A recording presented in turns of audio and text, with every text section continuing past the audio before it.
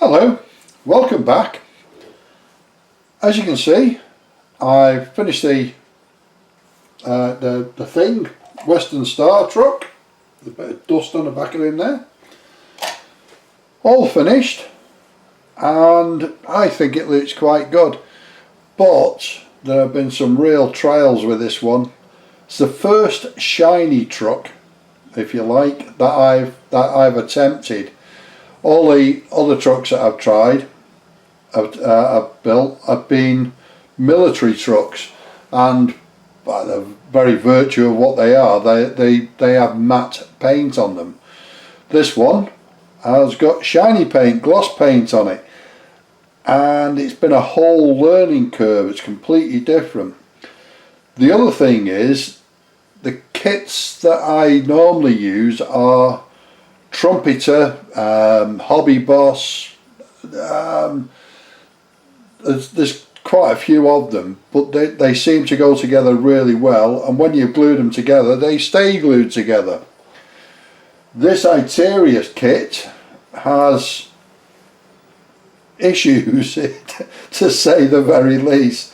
The amount of things that snap off for no reason. I've had to redo the bull bar, refit the bull bar several times.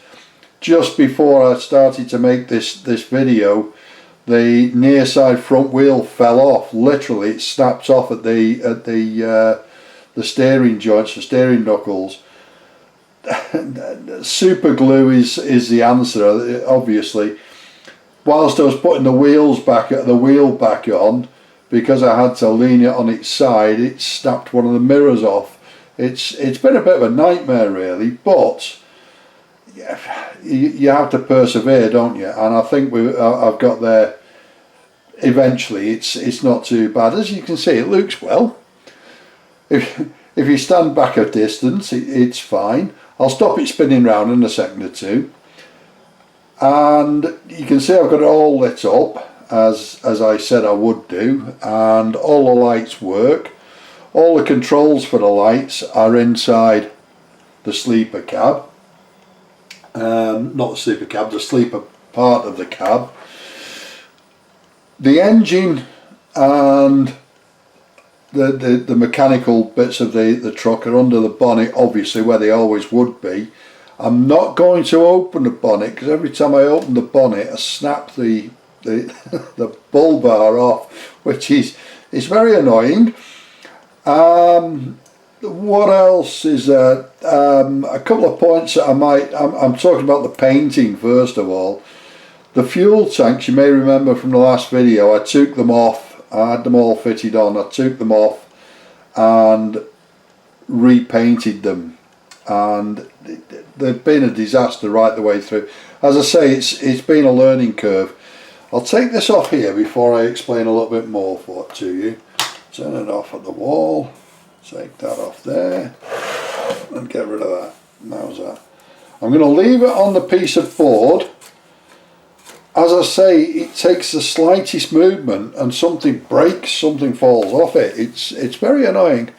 But there you go. So there she is. With the fuel tanks, I painted them with a chrome paint from Green Stuff, and then I thought I'd be very clever and I'd lacquer the chrome paint, because it felt a little bit sticky. When I lacquered it, it just made it very dull, and the lacquer wouldn't set. What's happened now is I've taken them back off again, and I've sprayed them black gloss. Maybe a week ago, maybe a little bit less, and the black gloss still hasn't set. I'll tell you something else as well. That light's not coming on. There we go.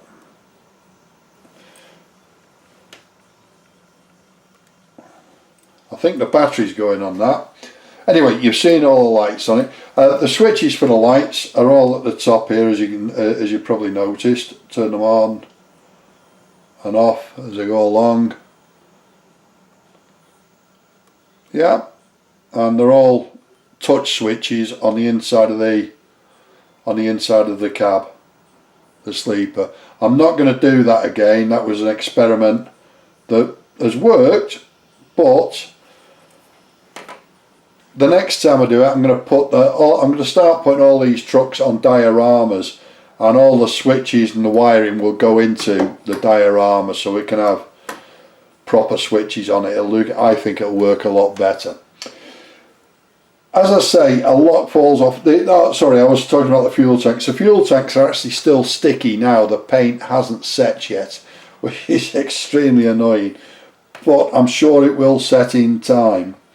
If it doesn't set, it wears off. It's it's one or the other. Little bits that I've done on it. Obviously the God Bless You lights on the top, I don't know what anybody else calls them, but the 3 lights in the middle, the God Bless You lights, all those wires go through the top of the cab and then into the sleeper. I've put step lights on it, and they're not on at the moment. There you can just see the glow of the step light if I turn that on and off again, pointing at it there. Yep, so step lights. My truck never had step lights. That works with the cab light. The working light, there was the light that I've used as a working light on the back there, was supposed to go on the mirror here, but I didn't see any sense in that. You wouldn't be able to reach it. You'd have to reach right over the cab. The catwalk on the back here is scratch made. I built that from scratch. The one that came with it was a little plastic thing. Didn't make any sense. You'd climb up the steps and then you'd have to walk on your fuel tanks. I've never seen it that small. Maybe in America, who knows. The Susies I've left dangling. That's where they're supposed to go. Connect into there. But when I put this on a diorama, it will have a trailer. And the trailer it's the closest I could get to what I want. This one's, as you can see, it says timber trailer, and it's basically a skeleton, which is what I wanted to buy, because I wanted a 1970s Australian trailer. And Australian style trailers, instead of having hoops underneath, they have a bar that runs all the way along. Instead of having a solid headboard, they tend to have a metal frame, a mesh frame, and a lot of them have mesh frames that go all the way round the trailer. So what I'm going to do is, with this, I'm going to convert it to a 1970s style, which means that the underrun bars will go, the triaxle will go, the air suspension will go. I've bought the super singles will go, and I bought, I don't know if I've got them here somewhere.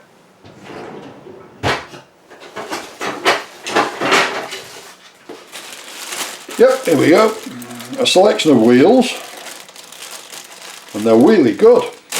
Excuse a bad joke. That's what I've got. There we go. Set of double wheels. Let's see if I can rip one out of the packet. Obviously bought them from China. Pair of wheels and an axle. Goes through the wagon, fits onto the wheels, and that runs out at 124. And they will replace the super singles and the triaxle. I will try and mould for myself some springs and air brake chambers from bits of other wagons that I've got, and make it up to look like a 1970s trailer, and then I'll put that behind there. I'll just mention this before I turn these off. The lights, as you can see, the top ones are fading. The battery's going because I've been messing around with it. Quick one, these little marker lights don't come with the truck. I put those in myself, so they've been built from scratch again. You can see them a bit better there. There's 4 of them, 1, 2, 3 and 4. So they didn't come with the truck, they've just put them in purely because I could really. Let me turn this off. And once you've turned it off there on that little switch, it's all gone off. Right, I was talking about the Susies. So I've made the Susies on the back there.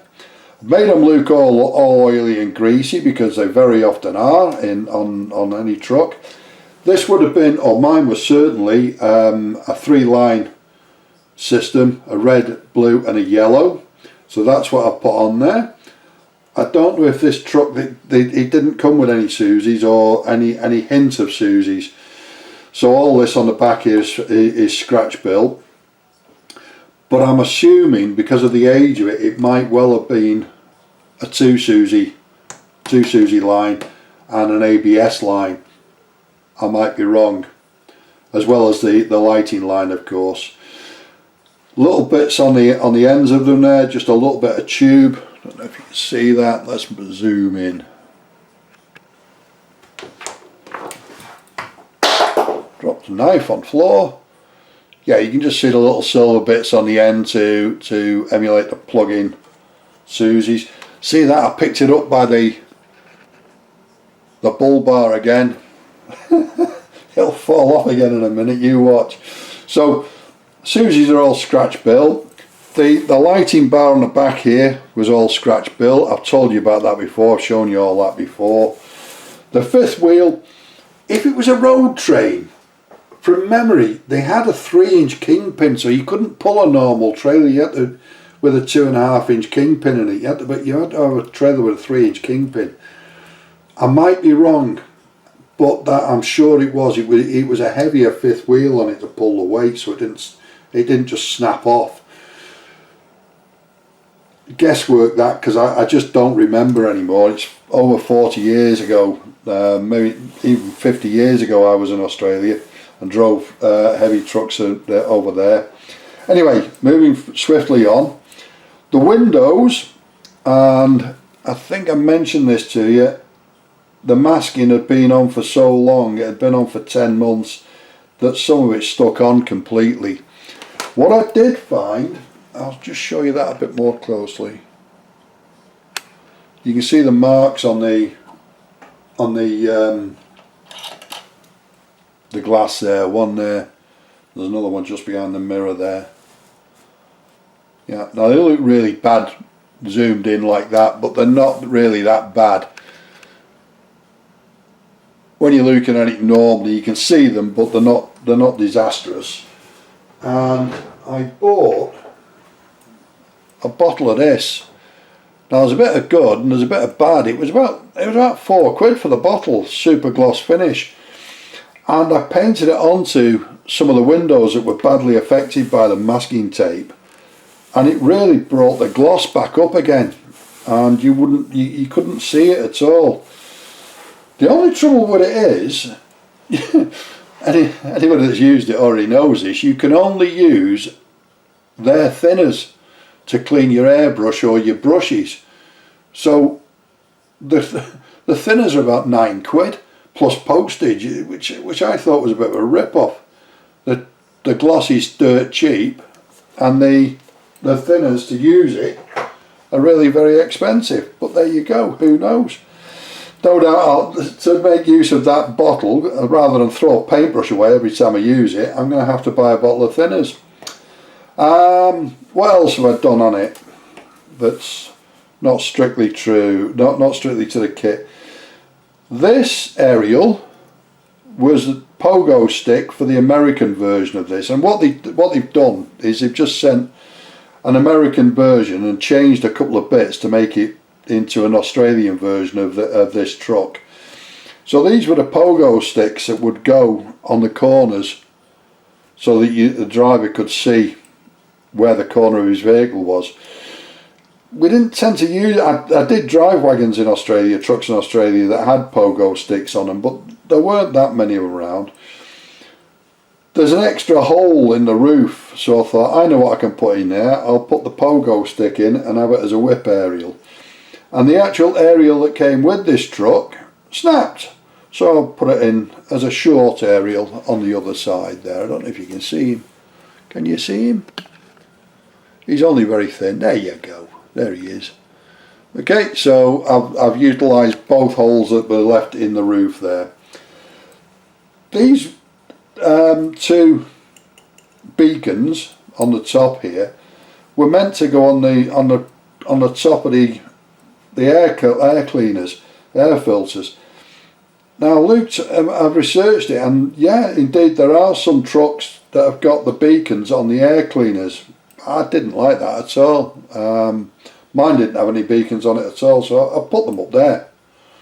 Now I want some transfers for it as well, but I'm not sure whether to print my own and put them on, or whether to pay somebody else to print them and send them to me. But we'll see.